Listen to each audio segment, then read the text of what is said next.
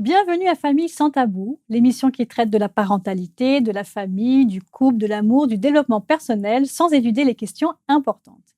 Et aujourd'hui, pour le coup, c'est une question importante et on va les traiter sans tabou.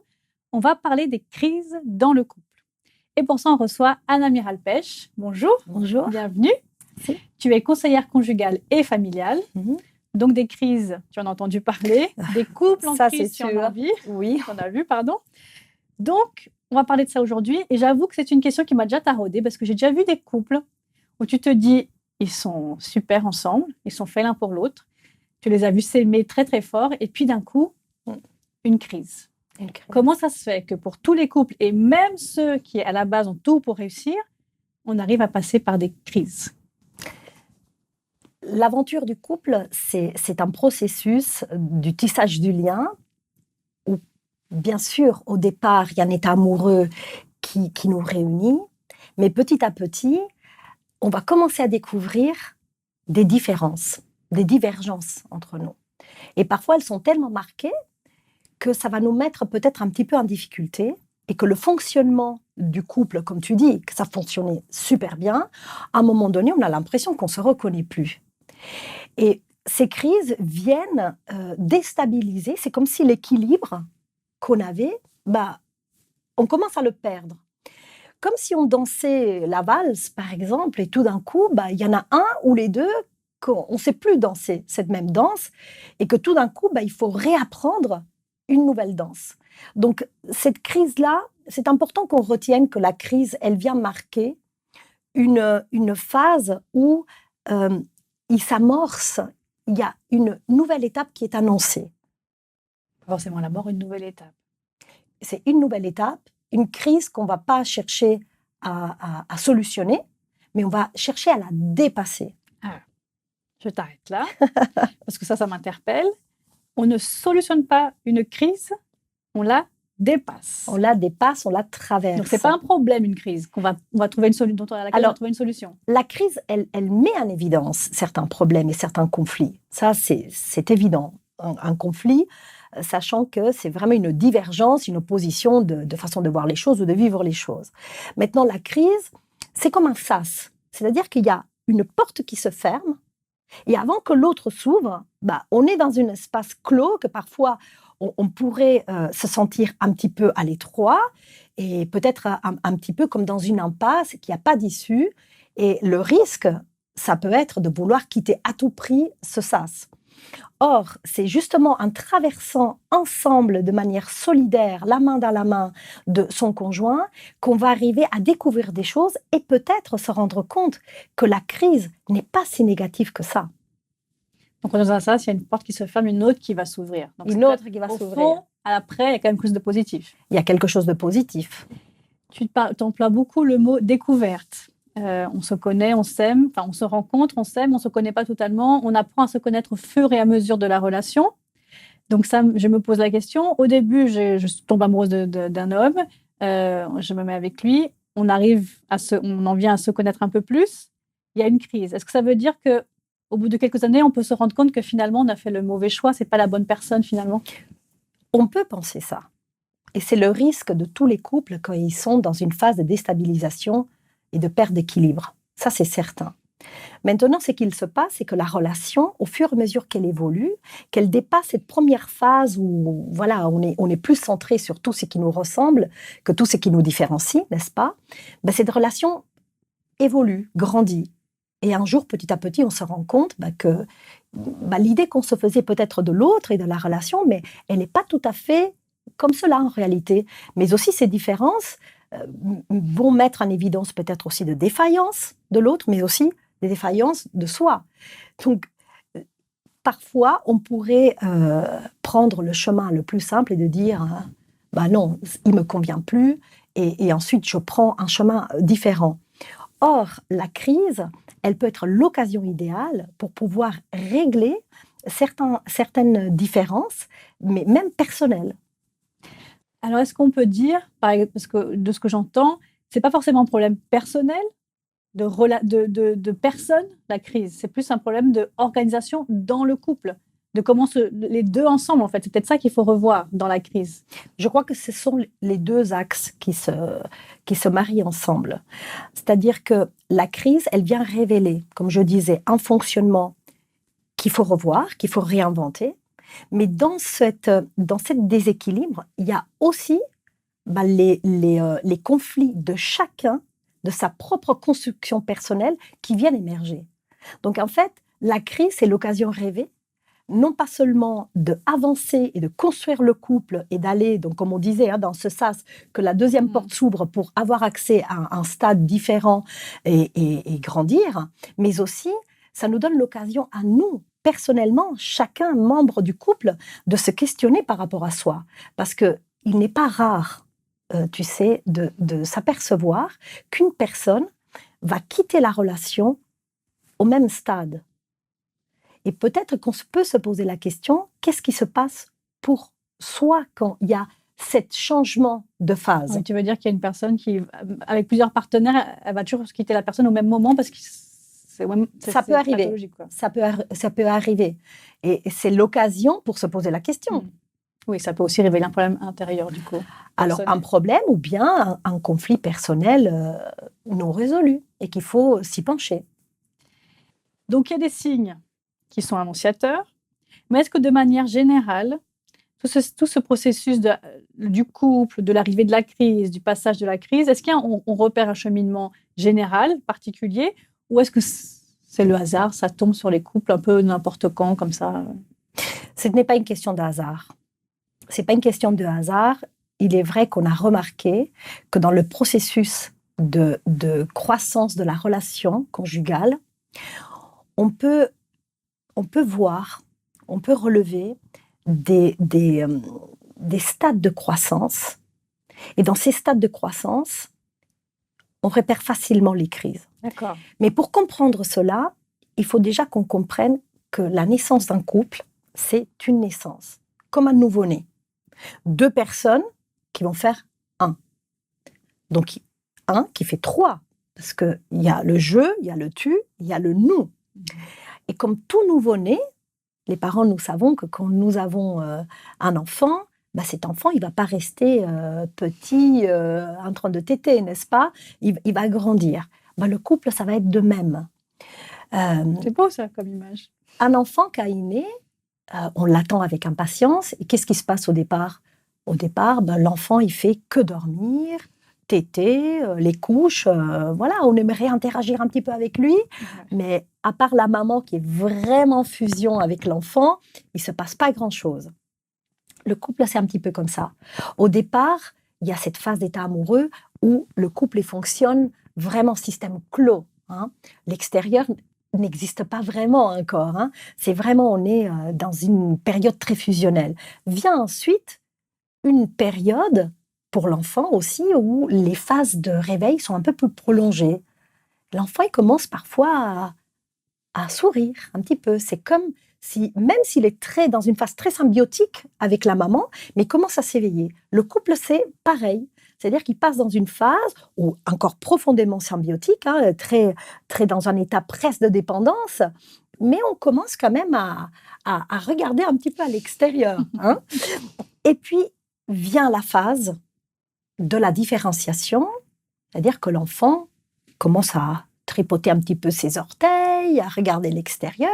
Il voit que dans la dyade mère, il y a quelqu'un d'autre qui arrive. C'est le père, mais aussi les frères et sœurs. Il y a la famille. Il y a quelque chose qui se passe dans l'environnement. Dans le couple, on peut faire aussi ce parallèle-là. C'est-à-dire que c'est la phase où on s'aperçoit qu'on est différent l'un de l'autre. Et on peut comprendre que cette phase, c'est une des phases qui perturbe le plus, mais c'est une des plus importantes. Bien que le début, la phase fusionnelle, la phase symbiotique est importante parce que ça consolide le lien, ça pose des fondations. Le moment de la différenciation, que souvent on appelle cette phase, c'est la désidéalisation, c'est une phase de déception parce que je ne pensais pas que ça serait comme ça, puis là maintenant je me rends compte qu'il est différent de moi. Donc là c'est la crise. Là c'est la crise, surtout c'est la crise parce qu'on n'y arrive pas au même moment. Si mon conjoint est toujours dans la phase symbiotique et que moi, je suis dans la phase de différenciation, je peux vivre, moi, comme un peu étouffée, parce que l'autre, il veut me garder dans cette phase un peu collée, et puis l'autre, il peut se sentir abandonné. Ah, c'est intéressant, ça. Tu vois? Donc, en fait, et pourtant, un bébé, il ne va pas rester dans cette phase-là. Il est appelé à marcher, à parler, à grandir, à s'autonomiser, à s'individuer. Donc, le couple, c'est la même chose. Donc, le passage perd d'équilibre. Qu'est-ce qu'on fait avec ça? La phase de différenciation est très importante et j'aimerais vraiment encourager les couples parce que cette phase de différenciation permet vraiment de construire, d'en faire quelque chose de différent comme une richesse. Pour revenir à l'image, à la comparaison avec l'enfant, il va vivre ensuite toute une phase où il va commencer à marcher, à explorer. Là, on l'a perdu, là, il s'en va. Voilà. Et puis les mamans, oui, fais attention, les parents, on commence à mettre des barrières, on ne sait jamais, etc. Hein. Mais en même temps, on ne va pas empêcher l'enfant de marcher et de commencer à expérimenter. Dans le couple, il y a ça aussi. Il y a ça aussi. Alors attention quand je dis expérimentation, attention, parce qu'on pourrait déjà penser expérimentation, aller voir ailleurs. Mais c'est important d'y penser aussi, parce que dans la phase d'expérimentation, c'est un petit peu cette phase où il y a des enfants, les enfants arrivent, donc on s'investit aussi dans l'éducation des enfants, où on va s'investir aussi dans des projets, on va penser à la carrière professionnelle. Donc en fait, il n'y a pas seulement que le couple qui compte, mais aussi il y a des projets à l'extérieur. Cette phase est importante, mais aussi, il faut faire attention à garder le lien, de penser à le nourrir et à continuer à le travailler et à le vivre et à être très solidaire. Alors, qu'est-ce qui se passe? Encore une fois, si moi je suis dans la phase de différenciation et que l'autre il est dans la phase d'expérimentation, il va y avoir un décalage parce qu'on n'y arrive pas au même moment. Vient ensuite la phase du rapprochement. Certains couples vont s'y retrouver aussi dans cette phase-là, parce que les parents, on le vit ça avec les enfants, quand ils commencent à marcher, qu'ils commencent à expérimenter, ils font des allées-venues.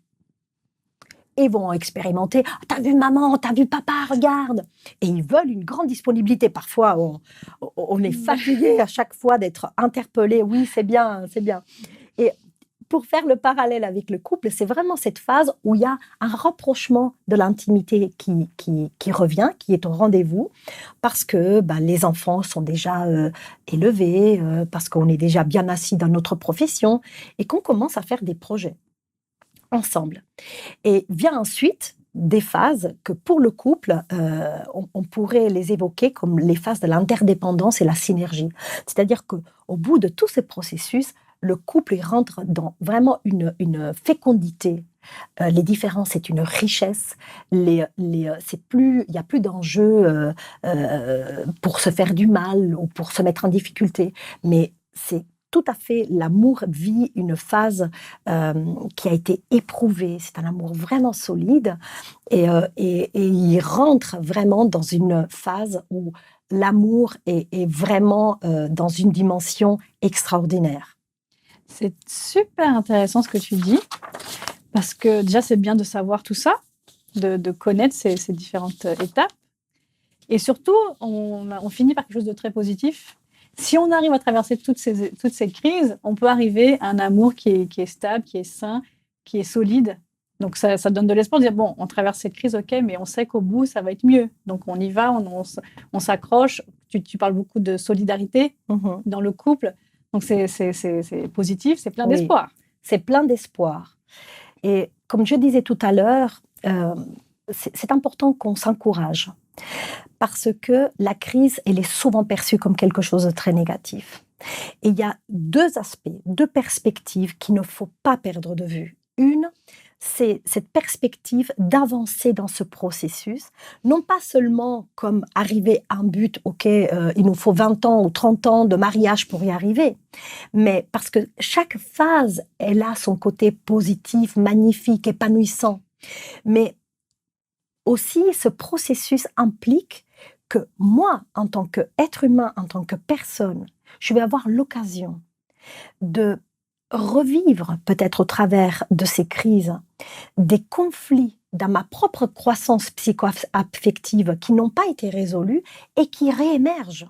Donc le côté positif est double, autant pour le couple qui va grandir, qui va se construire, qui va être de plus en plus solide, mais aussi que personnellement, je vais avoir l'espace suffisant pour être confrontée à des problèmes ou on va dire, des conflits non résolus personnels et que je vais pouvoir m'en occuper. Donc, c'est quand même très positif. Tu anticipes un peu ma question. Je vais te demander comment est-ce qu'on fait face à ces crises, comment on peut s'en sortir. Et peut-être que la première chose, c'est justement de les aborder de manière différente, pas de s'enfoncer en disant on a un problème, c'est trop dur, on va jamais y arriver, mais au contraire de voir ça comme une opportunité pour grandir autant dans le couple que personnellement. Mais il est vrai que c'est dur. La crise est dure parce qu'il y a un deuil dans toute crise. C'est-à-dire, comme je disais, quand on prenait l'image du sas avec les deux portes, quand une porte se ferme, c'est dur. Parce que ça veut dire que tout ce qu'on a vécu, on a l'impression que ça va changer. Et oui, ça va changer. Mais ça va changer pour mieux, pour du mieux. Et il y a quelque chose de l'ordre du personnel qui va se jouer là-dedans, parce que peut-être que je vais me sentir vraiment en difficulté. Et à ce moment-là, qu'est-ce que je fais?